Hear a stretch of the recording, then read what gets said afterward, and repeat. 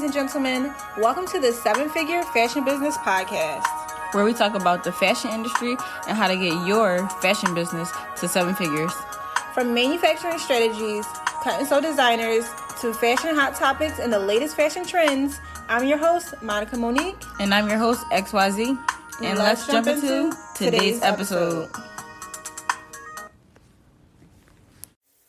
Good morning, afternoon, or evening, whatever time it is where you are, good that time to you.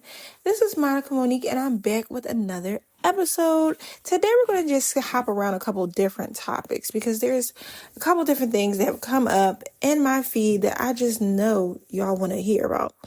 Number one, fashion week and fashion shows. I often get asked, I get asked why I don't do fashion shows or why I haven't done fashion shows in a long time, and if I would like to be a part of somebody's fashion show, or I get a lot of invitations and offers to be a part of somebody's fashion show. I don't want to do it. I don't want to do it. Why? Because I personally believe that fashion shows are a waste of time and money. Instagram is my fashion show. TikTok, YouTube, social media, my clients, my customers, my website. That gets me sales, much more sales than a fashion show would ever get me. Having to deal with models not coming on time, auditions, walkthrough, size, fittings, more fittings, hair, makeup, shoes, accessories, stylists. I just care about the one dress that I'm doing, or 12 dresses, whatever the collection is. It has never, all the times that I've done it, it has never benefited me in a way that I felt like was substantial enough for me to do it again. But listen to this person's take. Not to show at Fashion Week because it is very broken, and you have to have a minimum, I'd say, to do it well, of $250,000 to show. We only ever showed because we had partners and sponsors that underwrote that. Even when I would try and peel it back between the venue, the lights, and the models, you're at like 100, 150. Do you want this celebrity to come? Do you want to pay them? Do you want this person to post? Do you want to pay them? It starts adding up. We don't even really show anymore at Fashion Week because I couldn't add it all up and say, okay, that directly made that money come back.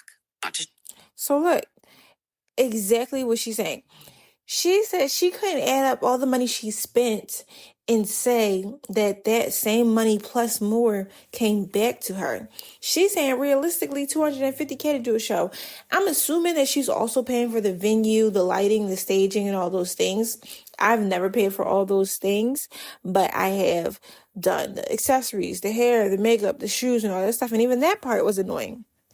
So imagine showing your own showcase all together, because when I have shown in the past for showcases, they make all the money off of ticket sales and etc. else.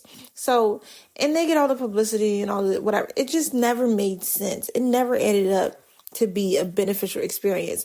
I think starting out, sure, maybe it's something you could do to say you did it, to get the experience, to know, okay, this is how I would make a collection. This is what 12 cohesive pieces look like. This is how I would love to envision a full spread lookbook.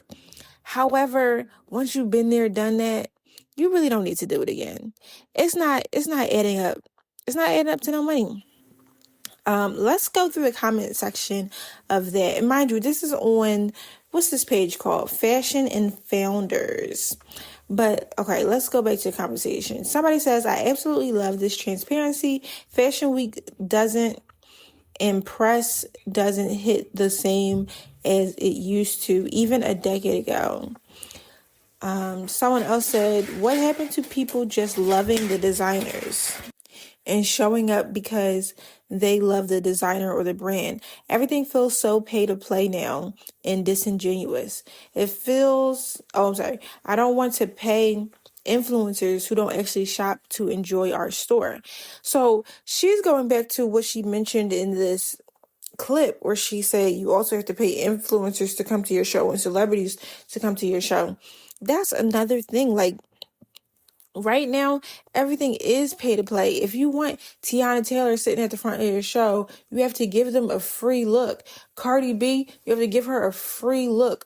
Pay for her makeup team to come out, security, car to the show, front row seat. And maybe people seeing Cardi B in that look is going to incentivize clients to buy that same look or buy from your collection. Maybe it does, but maybe it doesn't. And you can't really afford, I think, to take that risk when you're putting all this money out for this fashion show. It just doesn't add up. Let's see if we can find another good comment. I've always had this question, especially as an emerging designer and stylist. Thank you for providing this insight. My question would now be, without the publicity and exposure of showing in the very broken fashion weeks, what can I do as a starting designer to increase exposure of my products? The way I would answer that question, though, is not as to me, it's as to the people in this particular podcast. But the way I would answer that question, as far as like, what can I do as a starting fashion designer to increase exposure and publicity of my products? Hello, you're on the platform. You're writing this comment on Instagram. Post on Instagram. Post on TikTok. Post on Facebook. Post on YouTube, every platform that you can post on, because people will see it. People will see it. I think you should post and expose people to your genius, expose people to your creativity. However, this next person completely disagrees. I wanted to play this clip for you because this person literally has the opposite opinion of me in a lot of ways, and it just made me mad. But listen to what she says. Hold on, let me replay this. Founder can cheapen their brand is through documenting their work and sharing their genius into familiarity. Just to say, she said the quickest way a founder can cheapen their brand is to document their journey. Listen to this. This was the case for Nikola Tesla.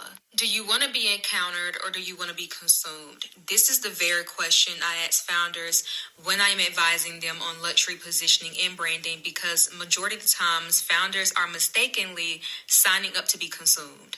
Documenting was sold to founders, creators, and business owners as a way to be transparent within your process. But in actuality, it does not create transparency. It just creates overexposure in your market, and it turns you into a familiar point. I just want to stop here real quick and just say, I disagree. I'm going to let her continue though. A founder and brand becomes overexposed and familiar. The founder and brand is no longer a decision, but rather a choice. When you are showing your every draft and you are showing your every process in real time, and the way you think, you form concepts, and you're actively sharing that with the world as you are building, the market is then trained to see your work as accessible, repeatable, and ordinary. I just completely disagree. I completely disagree. I don't even want to let her continue because all right, I'm going to let her continue. And it's because audiences and markets all around are trained to consume genius before they ever encounter it. So when you are documenting in the name of transparency, what you're really doing is overexposing your genius into familiarity. Nikola Tesla didn't die in debt because he wasn't visible. He died in debt because his genius was documented without proper infrastructure and authority backing it. This allowed the audience in the market to consume him before they ever encounter him. And this also allowed his ideas, his work, and his genius to be captured by those who had necessary infrastructure and power to back those ideas. Okay, that's where I'm at in her clip right there. Let's revisit this. She says that overexposure to the consumer will cheapen your brand by making you more accessible. If you don't have a consumer in the first place, then what does it matter if you're accessible or not? Nobody can access you if you don't have anybody, if nobody knows you exist. My favorite thing to say is if a tree falls in the woods and nobody's around to make a sound. No, wait. How did that go? If a tree falls in the middle of the woods, but nobody is around to hear it, does it make a sound? I say no, it doesn't. Because if your business exists, but nobody knows your business exists, does it make money? No, it doesn't. It's not making a sound. It's not making money. Your business should make sound. You have to be able to put it in front of as many eyes as possible. Just because it's in front of as many eyes as possible does not mean all those people will want what you have. It does not mean that people will overconsume your product. I, for example, have a limited edition specialty custom evening wear collection that a lot of people see, but only a few people buy. One, because only a few people have events coming up. Two, because it's priced out of the range for a lot of people. And three, because my style aesthetic might only be for a couple people. That quote unquote overexposure doesn't mean anything other than getting me exposed to the few people who happen to see it, who are my true customer. If I never put it out there, if I never put it on platforms, if I never showcase it to people, if I never open my store, if I never then it wouldn't matter. If my business was great, if I had the best product in the world, if nobody sees it, nobody would care. The people, even if you expose it to all of these people, only the people it resonates with will buy from you. And you're really just looking for that small group of niche people. But in order to find them, you have to overexpose your business. All right, let's get into this another clip because I think this all kind of falls together. So let me play this next person here. You do not attract people because you're special, right? You attract them because you're useful. So I told my wife this last night. People don't go to a mango tree because they love the tree. They go because they want the mangoes. They take the fruit, they eat it, they leave. That's the whole point. So if you want people to come to you, you need fruit, okay? So if you want clients, customers, opportunity, influence, you need to realize that nobody is actually interested in you. The only way that people are attracted to you, the only way people will follow you is if you carry something that nourishes them. Your wisdom, your discipline, your results, your obedience, right? Your fruit, your mangoes. And when you understand this, it does two things. It motivates you and it humbles you. Motivates you because you realize if I want attraction, I need to tend to my tree, okay? And it humbles you because you realize nobody's actually here for me. They're only here because of what my life produces. And that's actually such a liberating feeling because now you stop chasing people and you start working on your roots. So instead of asking, why isn't anyone paying attention? The better question is, what fruit am I bearing? Because when the fruit is ready, people come naturally. It's like what they say about don't chase butterflies, like just make a beautiful garden and then the butterflies will come. You know what I'm trying to say. Anyway, I hope this bless y'all as much as it blessed me and my... Okay, so his theory is nobody cares about you, only the fruit that you bear. And the same thing in business. If that is the case, then again, overexposure is fine because they're not really worried about you. They're worried about what your business can do for them. One business that I think is maybe overexposed in that second woman's opinion, which, should I go back? What's her name? Allison. Let me see. Fastest way Allison Sharp Advisory. That was her name. Allison Sharp Advisory was her name. But one business that I think is quote unquote overexposed, but not really overexposed at all, is Schiaparelli. Since Daniel Roseberry has become the creative director, head designer of Schiaparelli, I have seen nothing but their behind the scenes process, him sketching different designs, picking out the fabrication, studying different small, tiny details, putting buttons in different places to see where it works best, trying on different models, checking different color patterns, different dyes, different techniques, overexposing the behind the scenes process of how he and his team creates each and every custom look, each and every piece of the collection. And only thing that did for me was inspire me and motivate me to do more within my business, but also gave me the inspiration to know that when I do become a millionaire, one thing I'm going to do is give me a couple of these beautiful Daniel Roseberry curated collection pieces. Because who knows, he might not be the creative director in, I don't know, 2 years, 5 years, 10 years, I don't know. But what I do know is that because of seeing the behind the scenes views of him creating and his process and his technique and his attention to detail, I want a piece from his time at Schiaparelli because I am overexposed to his genius in the fruit of his creation tree. I don't know if that worked, but either way, like that overexposure to seeing behind the scenes has made me fall in love with Schiaparelli and his design aesthetic overall.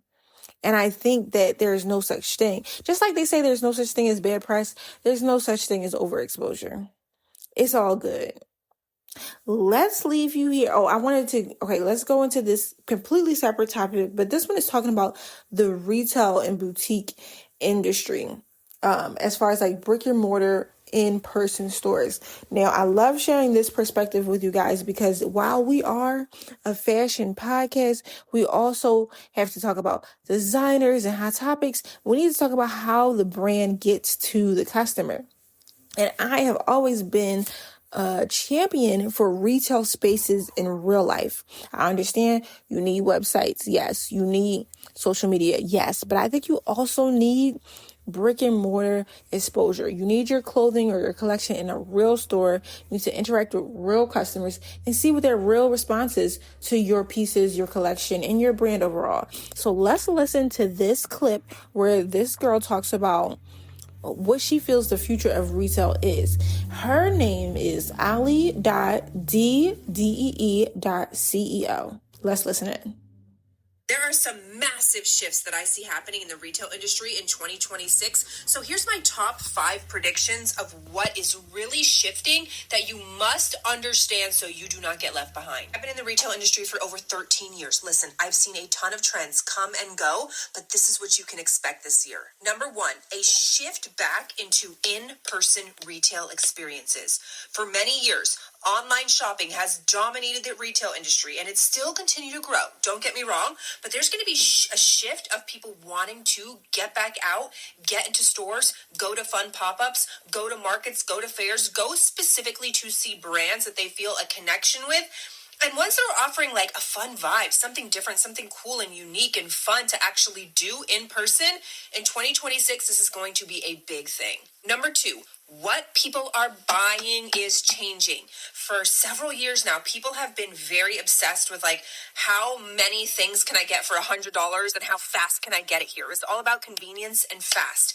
Now it's going to be shifting to quality. So consumers are understanding that if they're going to spend $100 anyways, they might as well spend it on something that's actually going to last, that they can wear more than once. So what people are spending their money on is going to drastically shift. Number 3, which goes perfectly with number 2, is there's going to be a huge shift back to brand loyalty. So this means if you can create a brand that speaks directly to your ideal customer, your people, you can draw them in and create almost like this community feel, like a private party, your brand is going to excel drastically in 2026 because this is what people want.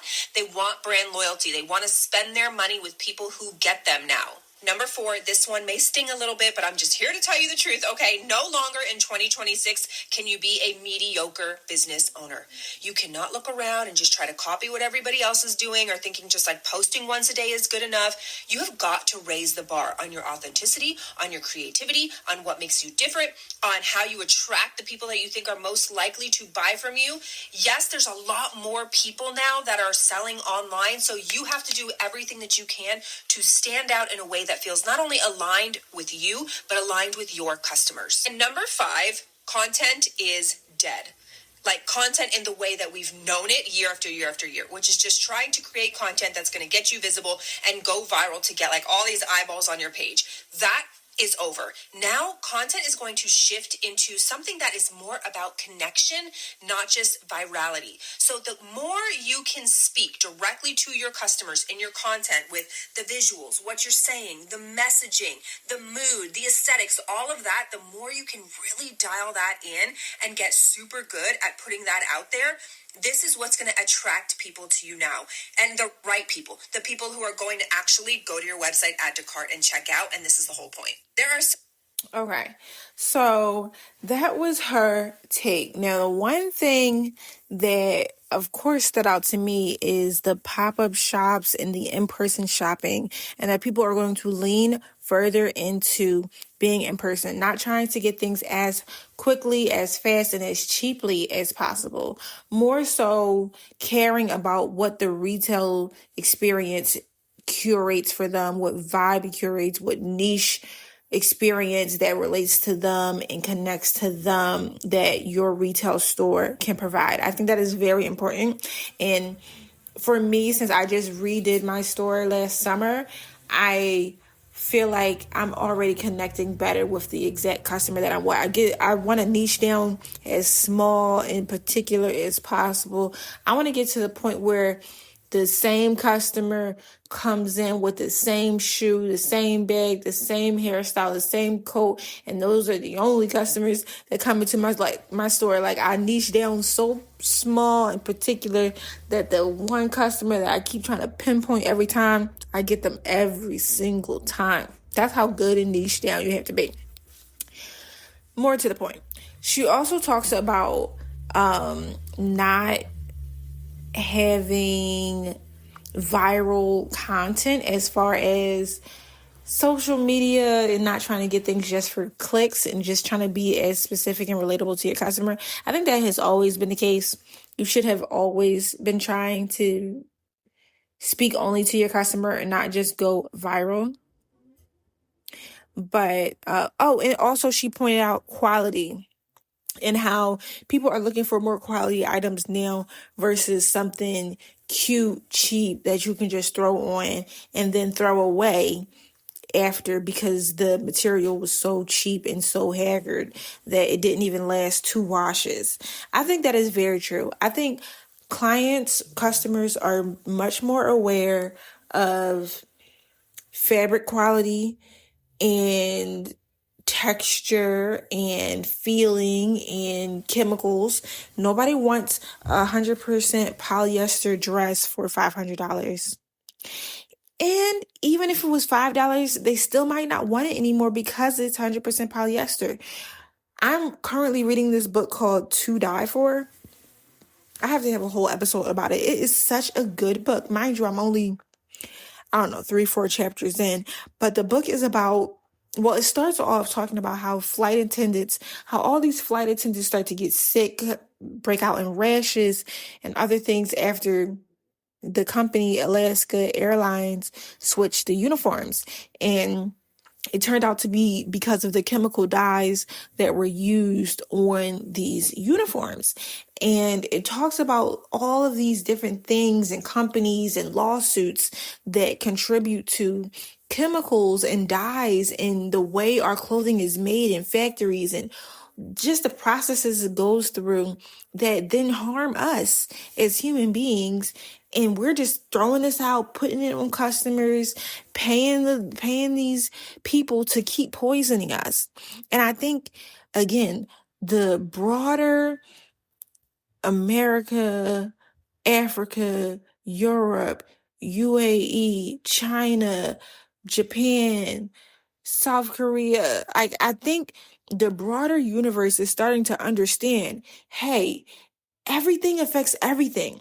These chemicals are bleeding into our water because the clothes are getting piled up at oceans and on beaches, and these chemicals are going into all these different water systems that are then going into our piping system, which is then coming into our drinks and being washed on us through showers and in our sinks and everything is leading to everything.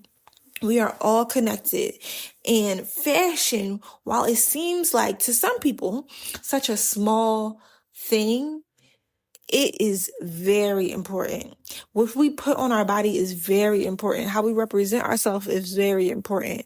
And how we take care of ourselves is very important. And it just so happens to turn out that the things we are putting on our body could be also poisoning us.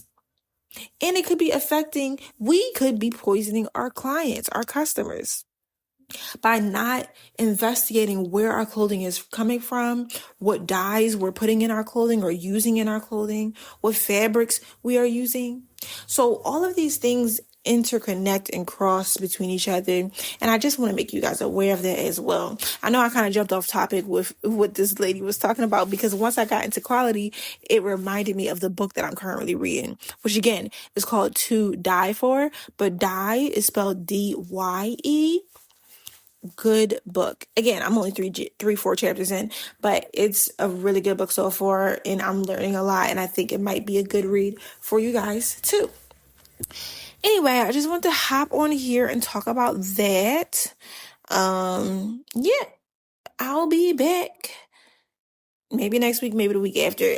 Consistently, I've been coming on here every 2 weeks, but you guys know I am busy, and now that it is just me recording on this podcast, I'm trying to come out with episodes as often as possible, but I am a hardworking woman, and my business is currently popping. Maybe next week I'll come back on here and tell you all the things that have been blowing up for me with my business and how you could possibly start doing all of these same things in your business as well. So yeah. Stay tuned for that. You guys, I love to end the episodes by saying count your blessings before you count your money. So go ahead and start counting. Bye.